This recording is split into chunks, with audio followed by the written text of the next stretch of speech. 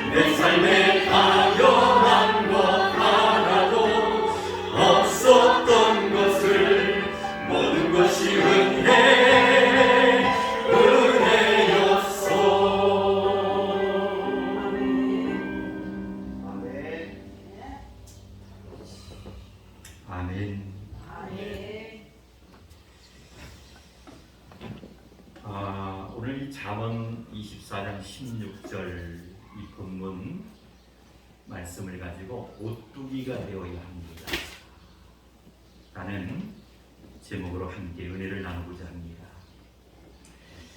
오뚜기 하면은 우리가 아무리 넘어뜨리려고 애를 써도 넘어지는 순간에 제자리로 돌아오는 것이 바로 오뚜기입니다. 그래서 우리 인생을 오뚜기로 비교해서 말을 하는 그러한 일들이 많이 있습니다. 특히 오늘 잠언 24장 본문인 16절 말씀 속에도 보면은 의인이 7번 넘어질지라도 다시 일어날 수 있다라는 분명한 하나님의 말씀이 기록되어 있는 것을 우리는 확인할 수가 있습니다.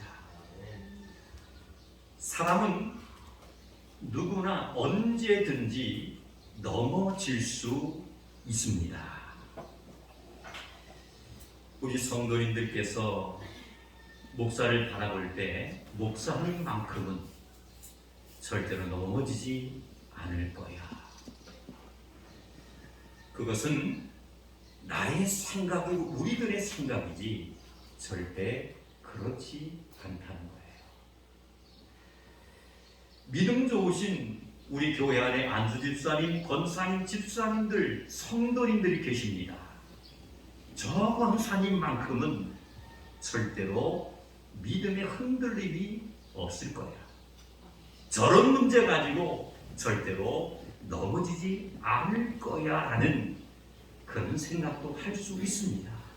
그것은 당연한 일이지요. 그러나 그것도 역시 나의 얄팍한 생각일 수밖에 없다는 거예요. 다시 종합해서 말씀드리면은 사람은 너나 할 것 없이 언제든지 넘어질 수 있습니다. 이것은 오늘 예배에 참석하여 하나님 앞에 예배를 통하여 영광을 돌리고 있는 믿음을 가진 성도들이나 아직도 하나님을 모르는 불신자들도 예외는 없다는 거예요. 그런데 그 결과가 정말로 너무나 다른 모습을 우리들은 살아가면서 발견할 수가 있습니다. 그렇다면 무엇이 다를까요?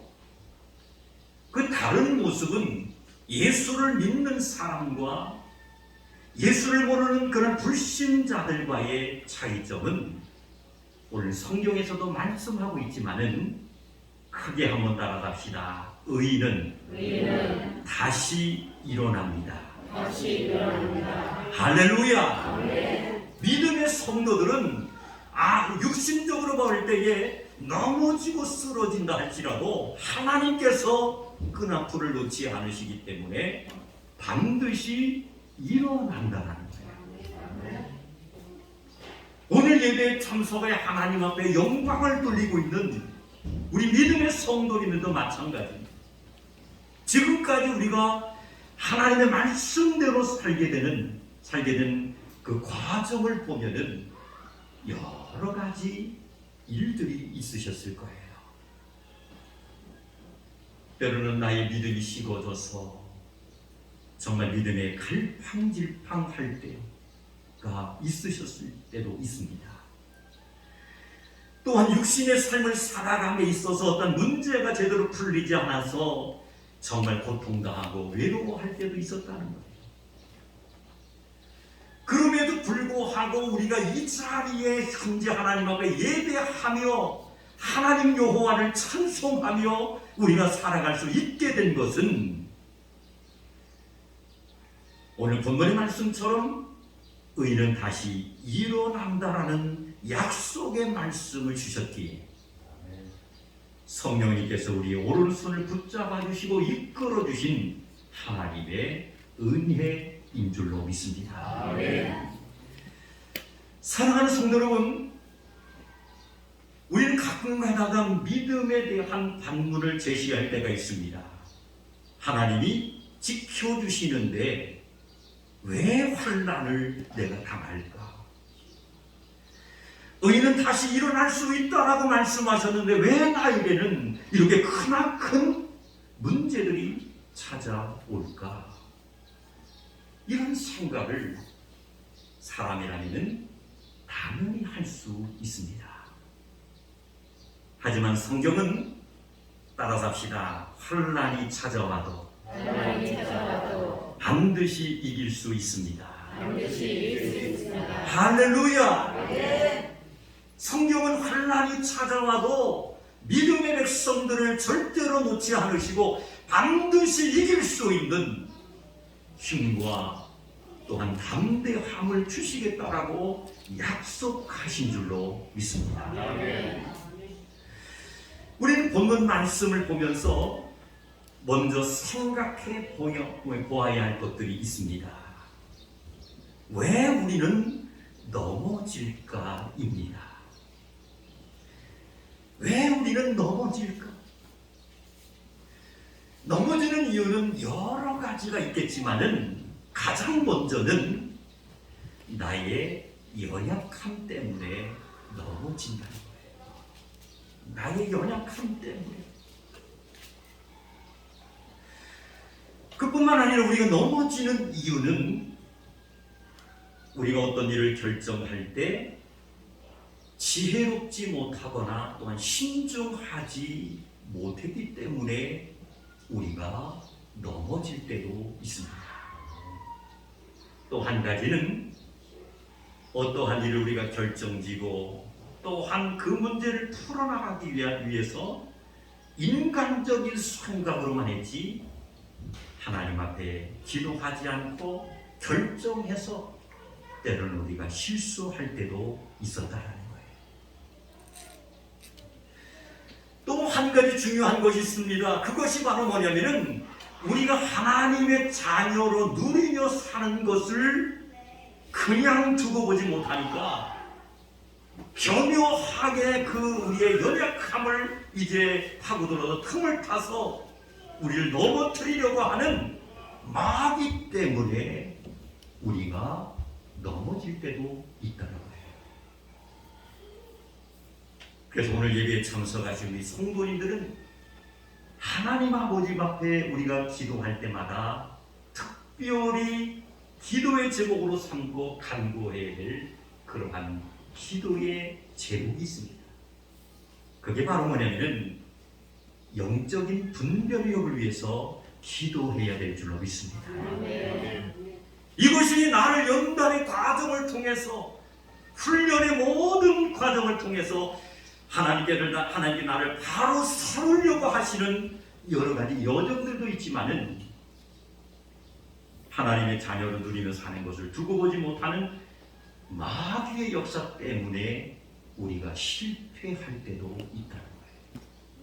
그것을 정확하게 분별할 줄 아는 영적인 지혜가 오늘 예배에 참석하신 우리 성도님들에게 반드시 필요한 줄로 믿습니다.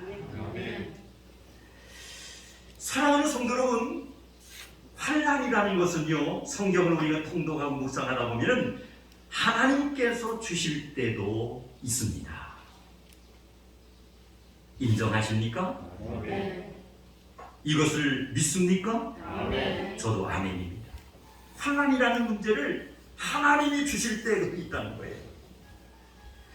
두 가지 경우가 있는데 그 중에 하나는 잘 들어보세요.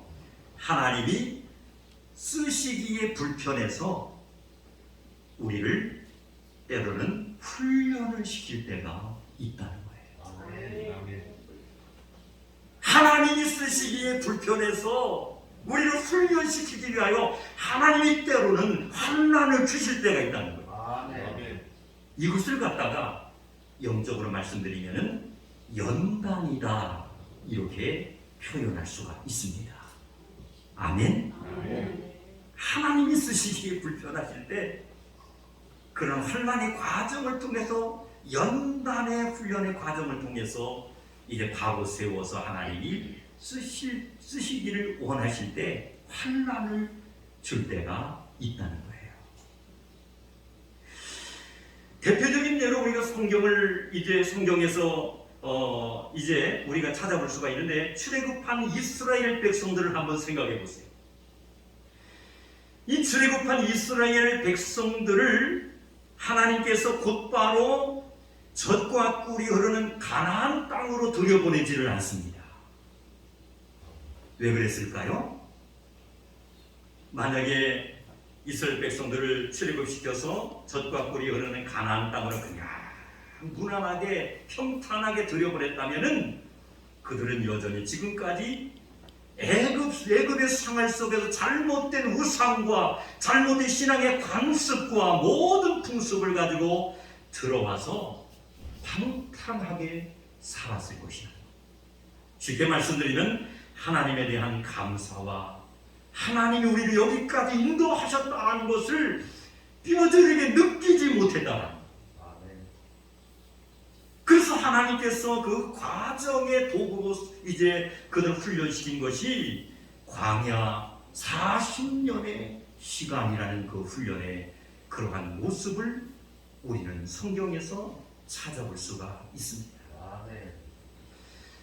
사랑하는 성도 여러분, 광야 40년이 그들에게 있어서는 분명히 하나님께서 주신 연단이었다라는 거예요. 그 연단의 훈련의 과정이 없었다면은 젖과 꿀이 흐르는 가나안 땅에 도착해서도 시간이 흘러가면서 그 정도로구나, 이렇게 왔구나, 이렇게 사는 거구나, 적당하게 알았을 거예요. 그런데 그 축복의 그런 땅으로 안내하기 전에 하나님께서 이스라엘 백성들을 강하게 훈련을 시킵니다. 광야 40년이라는 그 훈련의 과정은 이루 말할 수가 없는 거예요. 인간의 생각은 도무지 견딜 수 없고 헤쳐나갈 수 없는 캄캄하고 막막한 시간들이었습니다. 그 과정의 모든 시간을 이제 정말 통과해서 하나님께서 예비하신 젖과 꿀이 흐르는 가나안 땅으로 인도했을 때 그 순간의 그 감격과 기쁨은 잊을 수가 없는 거예요. 할렐루야. 그래서 하나님은 이러한 이제 이렇게 하나님께서 사용하시기 위해서 때로는 연단이라는 훈련을 주실 때가 있다는 거예요. 또 하나는 한번 따라합시다. 하나님의 목적과 계획을 이루려고 고난을 겪을 때가 있습니다. 하나님의 목적과 계획을 이루려고 고난을 겪을 때가 있다는 거예요. 이것이 바로 누구의 이야기냐면 예수님에 대한 이야기입니다. 하나님의 목적, 하나님께서 철저한 계획을 이루려고 고난을 겪게 하셨는데 그것이 바로 누구냐면 예수님에 대한 십자가의 사건이었다.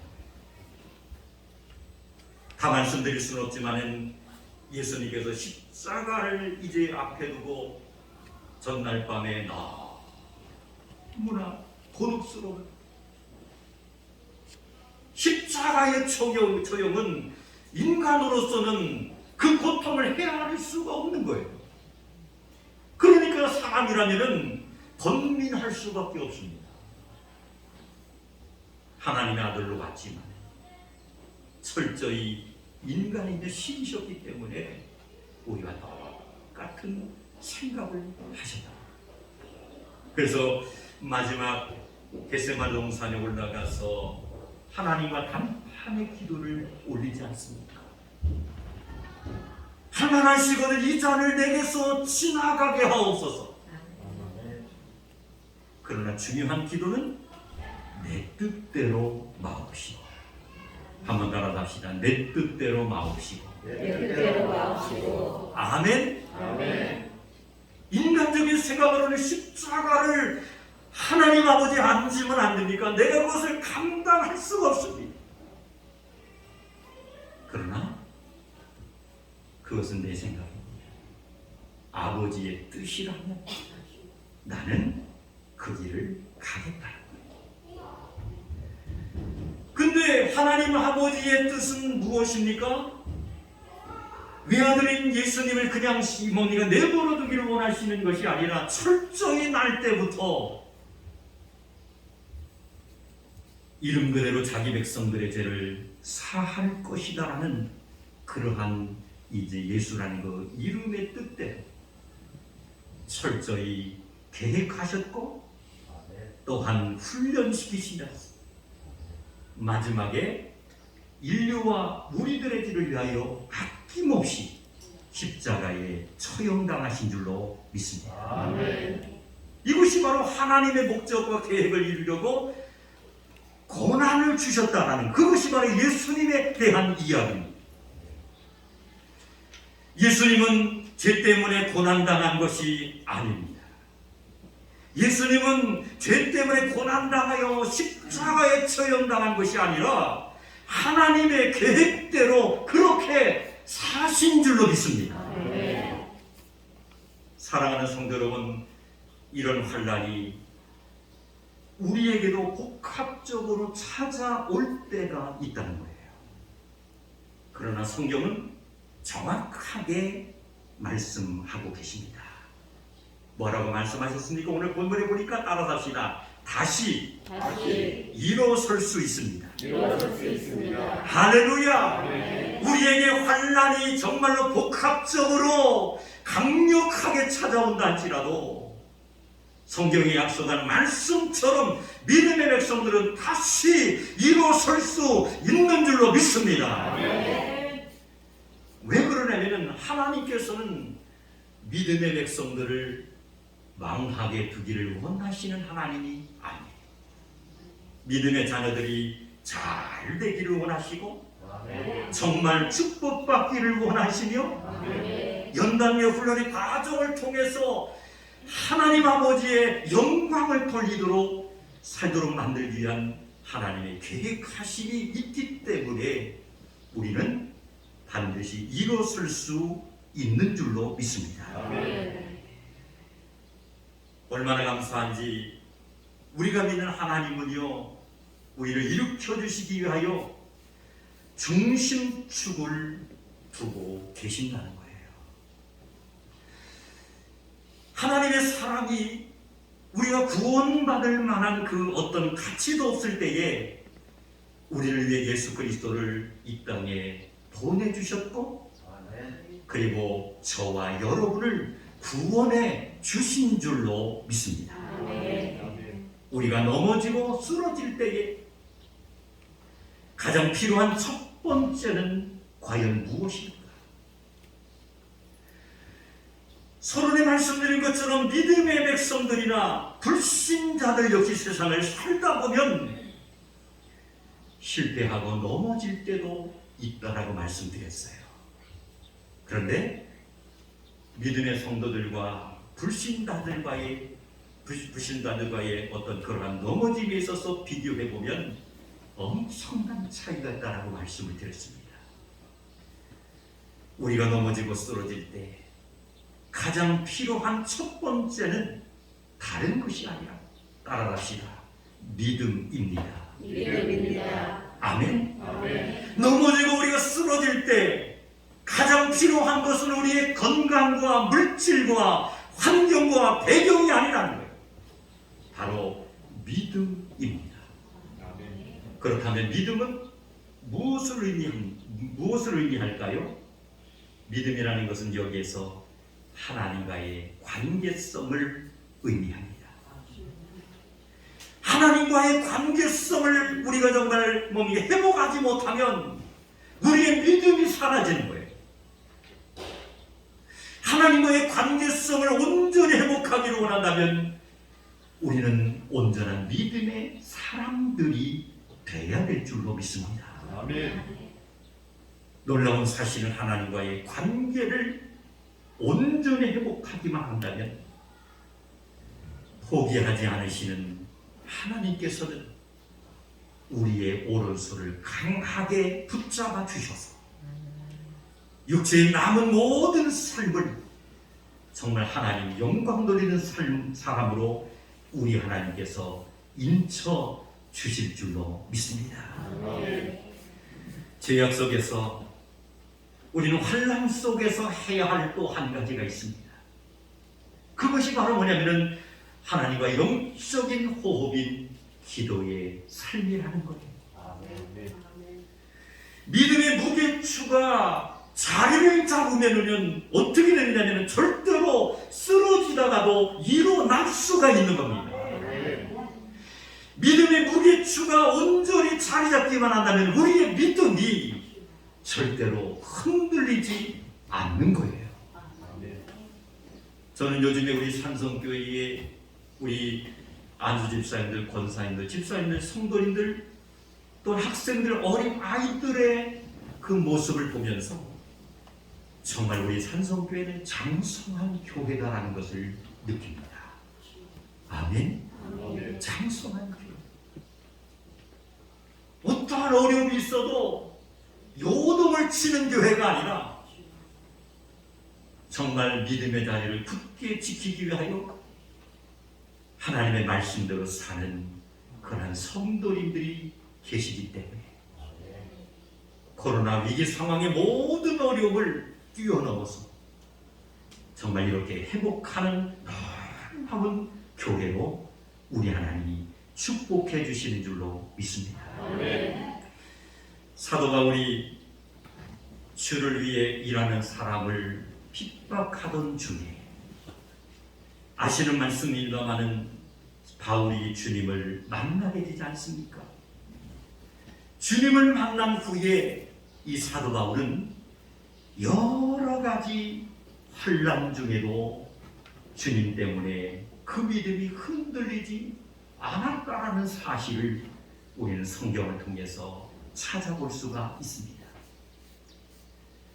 사랑하는 성도 여러분, 사명에 불타는 사람은 뭔가 다릅니다. 바울이 예루살렘으로 올라갈 때 그를 결박할 수밖에 없는 그런 큰 어려움이 그를 기다리고 있었다는 사실을 우리는 알고 있습니다.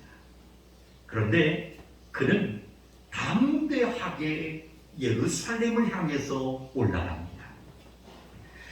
올라가면서 사도하고 이렇게 고백합니다. 사도행전 20장 24절 말씀해 보니까 나의 달려갈 길과 주 예수께 받은 사명 곧 하나님의 은혜의 복음을 증언하는 일을 마치려 하면은 나의 생명조차 조금 더 귀한 것으로 여기지 아니하노라.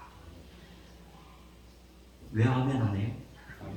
아멘? 아멘.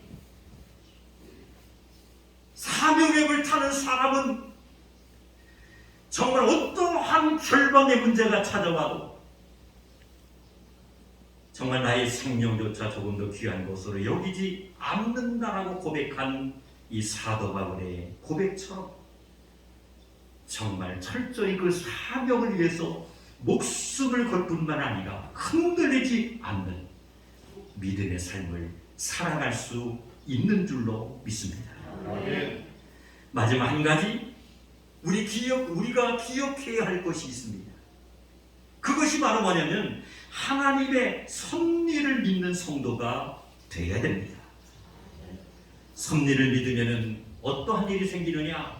인내할 수 있는 사람으로 바뀌어집니다. 왜 이러한 어려움이 왔는지 모르지만 이런 것을 허락하신 하나님의 섭리를 알고 믿는다면 우리는 인내하며 기다릴 수 있는 사람이 된다는 거예요. 우리 기독교는 참는 종교입니다. 우리 기독교는 인내해야 하는 종교입니다. 하나님 나라에 들어가는 그 순간이 언제인지 몰라도 우리에게 환난과 위기의 상황의 문제가 우리 앞을 가로막는다 할지라도 우리는 참아야 됩니다. 그리고 하나님의 섭리를 그 속에서 우리는 발견할 줄 아는 영적인 지혜가 있어야 됩니다. 그리고 우리는 기다릴 수 있는 사람이 되어야 됩니다. 그럴 때에 하나님께서 반드시 우리를 이길 수 있는 힘과 능력을 우리 하나님이 허락해 주실 줄로 믿습니다. 이제 결론을 내립니다. 서론에 말씀드린 것처럼 오뚜기를 다시 한번 생각해 보시기를 바랍니다. 우리에게 과연 믿음의 추를 가지고 있는가? 또 한 가지는 나에게 하나님 주신 사명이 사명이 있는데 지금까지 사명을 감당한다라고 했지만은 온전한 사명의 추를 내가 가지고 지금까지 감당하며 왔는가? 또 하나 마지막으로 하나 말씀드린다면 하나님의 섭리의 추를 내가 느끼며 체험하며 이제 가지고 있는가? 사랑하는 성도 여러분, 나에게 믿음의 추, 정말 사명의 추, 섭리의 하나님의 놀라운 추를 가지고 우리가 지금까지 있다면은 우리는 다시 일어설 수 있는 줄로 믿습니다. 우리 산성의 가족들은 한 분도 빠짐없이 정말 넘어질 것 같지만 다시 한번 일어서는 오뚜기처럼 믿음의 추, 사명의 추, 섭리의 추를 온전히 회복하셔서 하나님께 영광을 돌리시고 육체의 남은 때를 우리의 믿음을 통하여 많은 사람들을 치유하며 회복시켜 나갈 수 있는 든든히 일어서는 우리 산성의 가족들이 모두 되시기를 주님의 이름으로 축원합니다.